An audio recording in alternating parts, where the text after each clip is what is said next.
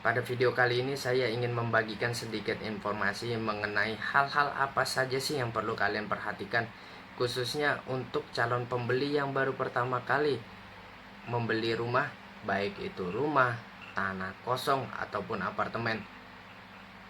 Informasi yang saya berikan mungkin bisa sedikit membantu kalian untuk menjadi bahan pertimbangan kalian sebelum kalian membeli rumah.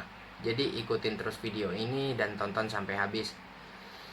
Yang pertama perlu kalian perhatikan mengenai penguasaan fisik. Jadi kalian harus tahu si penjual menguasai fisiknya langsung atau tidak.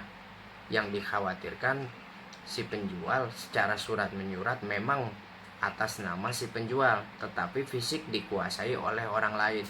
Ini yang dikhawatirkan menimbulkan satu konflik atau permasalahan.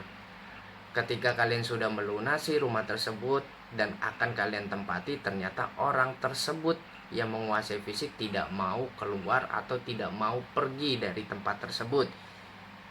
Ini yang kalian harus perhatikan agar tidak terjadi suatu permasalahan di kemudian hari.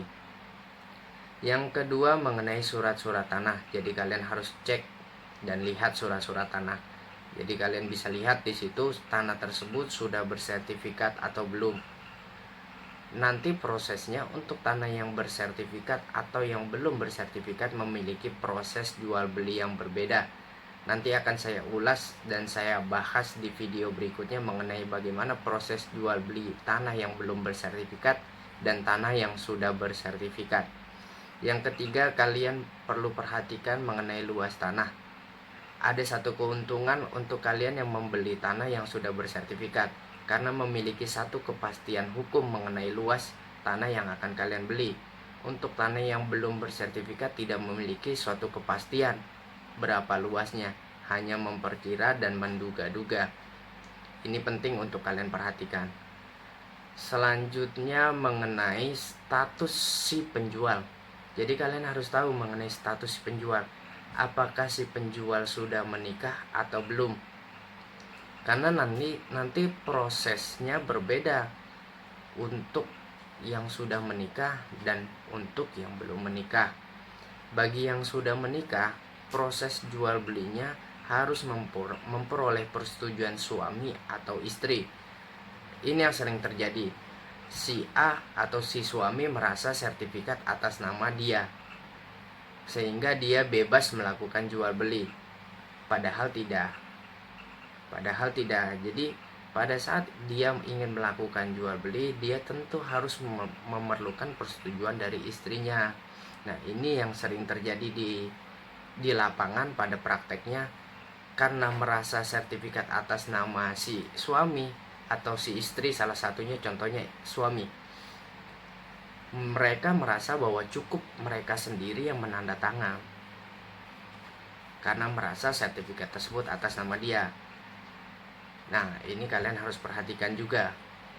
Jadi untuk tanah yang diperoleh selama perkawinan itu harus memerlukan persetujuan suami atau istri.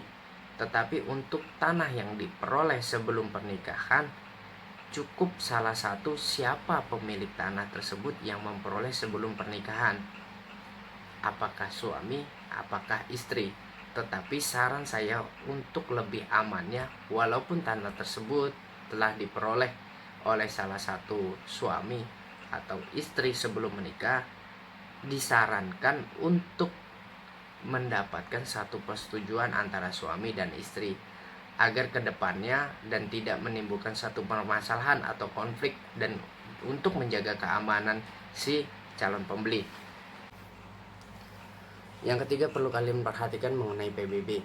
Kalian di sana bisa melihat berapa luas tanahnya, kalian cocokkan dengan sertifikat apakah sesuai atau tidak. Dan kalian juga bisa melihat di sana bangunannya. Tetapi banyak ketika rumah-rumah yang sudah direnovasi ataupun sudah ditingkat tapi PBB-nya belum diupdate, dan ada juga yang PBB-nya masih luasnya, contohnya luasnya 700, ternyata di sertifikat 100. Artinya PBB tersebut belum dipecah, masih menyatu dengan surat-surat atau tanah-tanah yang lainnya.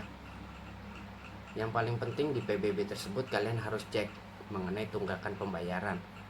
Karena sering terjadi pada saat setelah disepakatinya jual beli, dan sudah deal, dan pada saat kalian akan melakukan proses jual beli ternyata terjadi tunggakan PBB.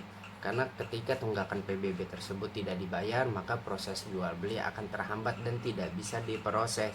Jadi kalian ini penting untuk kalian perhatikan tunggakannya, karena itu menjadi kewajiban si penjual, kecuali kalian sudah memiliki kesepakatan antara penjual dan calon pembeli, sudah memiliki kesepakatan bahwa tunggakan dibayar oleh si A atau si B, itu tidak menjadi masalah. Yang menjadi masalah ketika kalian tidak ada kesepakatan dan pembahasan mengenai tunggakan tersebut, dan pada saat dilakukannya proses jual beli tunggakan tersebut belum juga dibayar oleh si penjual, maka kalian akan terhambat dan proses sertifikat tidak bisa berjalan.